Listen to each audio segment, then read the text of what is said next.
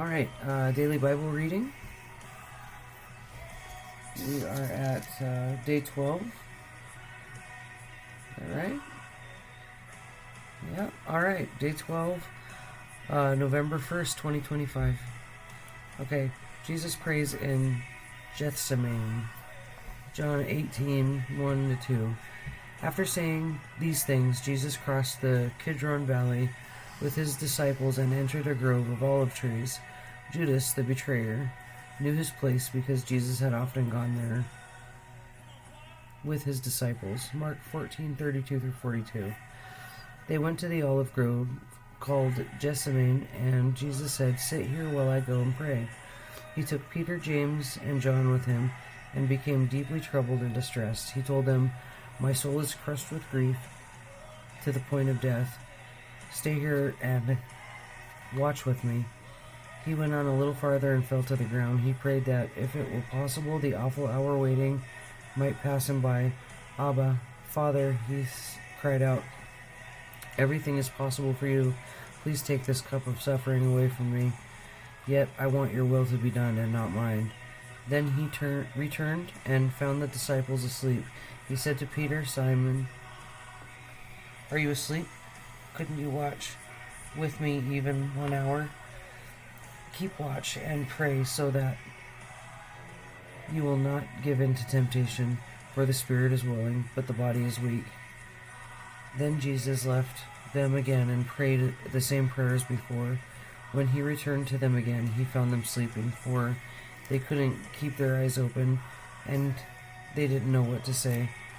When he returned to them the third time, he said, "Go ahead and sleep, have your rest." But no, the time has come. The Son of Man is betrayed into the hands of sinners. Up, let's be going. Look, my betrayer is here. Matthew 26:36-46.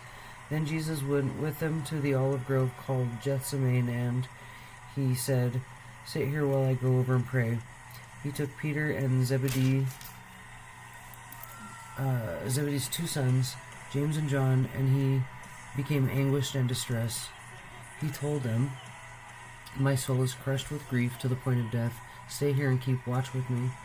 He went on a little farther and bowed with his face to the ground, praying, "My Father, if it is possible, let this cup of suffering be taken away from me. Yet I want your will to be done and not mine." Then he returned to the disciples and found them asleep. He said, "Peter, couldn't you watch with me even 1 hour? Keep watch and pray so that you will not give in to temptation, for the spirit is willing, but the body is weak."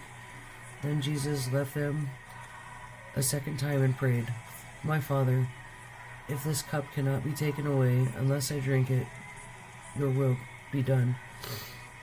Then he returned to them again. He found them sleeping, for they couldn't keep their eyes open.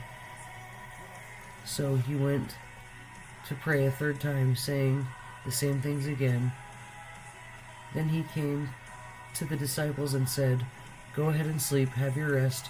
But look, the time has come. The Son of Man is betrayed into the hands of sinners. Up, let's be going. Look, my betrayer is here." Then, accompanied by the disciples, Jesus left the upstairs room and went, as usual, to the Mount of Olives. There he told them, "Pray that you will not give in to temptation." He walked away about a stone's throw and knelt down and prayed, "Father, if you're willing, please take this cup of suffering away from me. Yet I want your will to be done and not mine." Then an angel from heaven appeared and strengthened him. He prayed more fervently, and he was in such agony of spirit that his sweat fell to the ground like great drops of blood.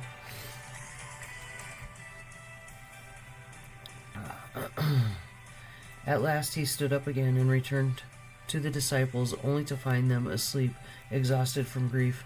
"Why are you sleeping?" he asked them. "Get up and pray so that I will not give in to temptation."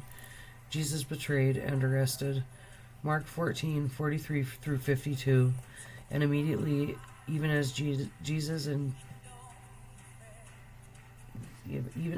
said this, Judas, one of the 12 disciples, arrived with a crowd of men armed with swords and clubs. but they had been sent by the leading priests, the teachers of religious law, and the elders. The traitor Judas had given them a prearranged signal. You will know which one to arrest when I greet him with a kiss. Then you can take him away under guard. As soon as they arrived, Judas walked up to Jesus. Rabbi, he exclaimed, and gave him a kiss. Then the others grabbed Jesus and arrested him. But one of the men with Jesus pulled out a sword and struck the high priest's slave, slashing off his ear. Jesus asked them, Am I some dangerous revolutionary that you come with swords and clubs to arrest me? Why didn't you arrest me in the temple? I was there among you teaching every day, but these things are happening to fulfill what the scriptures will say about me, or what scriptures say about me. Then all his disciples deserted him and ran away. One young man following behind was clothed only in a long linen shirt. When the mob tried to grab him, he slipped out of his shirt and ran naked. Matthew 26:47 through 56. And even as Jesus said this, Judas, one of the 12 disciples, arrived with a crowd of men armed with swords and clubs. They had been sent by the leading priests and elders of the people. The traitor, Judas, had given a prearranged signal. You will know which one to arrest when I greet him with a kiss. So Judas came straight to Jesus. Greetings, Rabbi, he exclaimed, and gave him the kiss. Jesus said, My friend, go ahead and do what you have come for. Then the others grabbed Jesus and arrested him, but one of the men with Jesus pulled out a sword and struck the high priest's slave, slashing off his ear. Put away your sword, Jesus told him. Those who use the sword will die by the sword. Don't you realize that I could ask my Father for thousands of angels to protect us, and he would send them instantly? But if he did, how would the scriptures be fulfilled that describe what must happen now? Then Jesus said to the crowd, Am I some dangerous revolutionary that you have come with swords and clubs to arrest me? Why didn't you arrest me in the temple? I was there every day, but this is all happening to fulfill the words of the prophets as recorded in the scriptures. At that point, all the disciples deserted him, and fled. Luke 22:47 through 53. But even as Jesus said this, a crowd approached, led by Judas, one of the 12 disciples. Judas walked over to Jesus to greet him with a kiss. But Jesus said, Judas, would you betray the Son of Man with a kiss? Oh, excuse me. When the other disciples saw what was about to happen, they exclaimed, Lord, should we fight? We brought swords, and one of them struck at the high priest's slave, slashing off his right ear. But Jesus said, No more of this. And he touched the man's ear and healed him.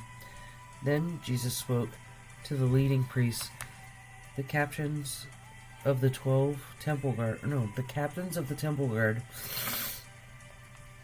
and the elders who had come for him. Am I some dangerous revolutionary, he asked, that you come with swords and clubs to arrest me? Why didn't you arrest me in the temple? I was there every day, but this is your moment, the time when the power of darkness reigns. So, in the book of Luke, that's the first time I've heard that he healed his ear. But then again, I've never read the entire Bible, so that's why we're on this mission. Okay, John 18:3 through 11. The leading priests and Pharisees had given Judas a contingent of Roman soldiers and temple guards to accompany him. Now, with blazing torches, lanterns, and weapons, they arrived at the Olive Grove. Jesus fully realized all that was going to happen to him, so he stepped forward to meet him. Who are you looking for? He asked. Jesus the Nazarene, they replied. I am he, said Jesus. Judas, who betrayed him, was standing with them. As Jesus said, I am he, they all drew back and fell to the ground. Once more he asked them, Who are you looking for? Again they replied, Jesus the Nazarene. I told you that I am he, Jesus said, "and since I am the one you want, let these others go." He did this to fulfill his own statement. "I did not lose a single one of those you have given me." Then Simon Peter drew a sword and slashed off the right ear of Malchus, the high priest's slave. But Jesus said to Peter, "Put your sword back into the sheath. Shall I not drink from the cup of suffering the Father has given me?" Annas questions Jesus. John 18:12-14. So the soldiers, their commanding officer, and the temple guards arrested Jesus and tied him up. First they took him to Annas, the father-in-law of Caiaphas, the high priest at that time. We'll say Caiaphas, I'm mispronouncing it probably, was the one who had told the other Jewish leaders, "It is better that one man should die for the people." Peter's first denial, 18:15-18. Simon Peter followed Jesus, as did the other disciples. That other disciple was acquainted with the high priest, so that he was allowed to enter the high priest's courtyard with Jesus. Peter had to stay outside the gate. Then the disciple who knew the high priest spoke to the woman watching at the gate, and she let Peter in. The woman asked Peter, "You're not the one of that man's disciples, are you?" "No," he said, "I am not."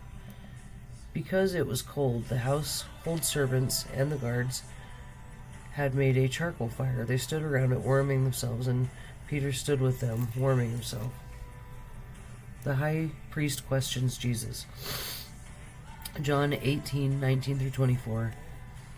Inside, the high priest began asking Jesus about his followers and what he had been teaching them.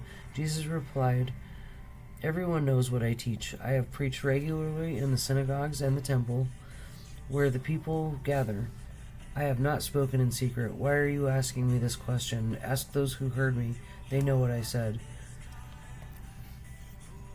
Then one of the temple guards standing nearby slapped Jesus across the face. "Is that the way to answer the high priest?" he demanded. Jesus replied, "If I said anything wrong, you must prove it. But I am speaking the truth. Why are you beating me?" Then Annas bound Jesus and sent him to Caiaphas, the high priest. Gonna get a little emotional reading about how they beat him and abused him. So, funny, I've not been looking forward to reading this part because, well, you love him, but he suffered for us. He died for our sins. He paid the ultimate price, and I'm thankful for that. We don't have to do like sacrifices and that kind of stuff anymore, because the blood of Jesus pays for that and our forgiveness. Even if we sin, and I mean, obviously we shouldn't try to sin or be in sin, but it's gonna happen, and it's already paid for, and we're already forgiven because he loves us so much. Thank you.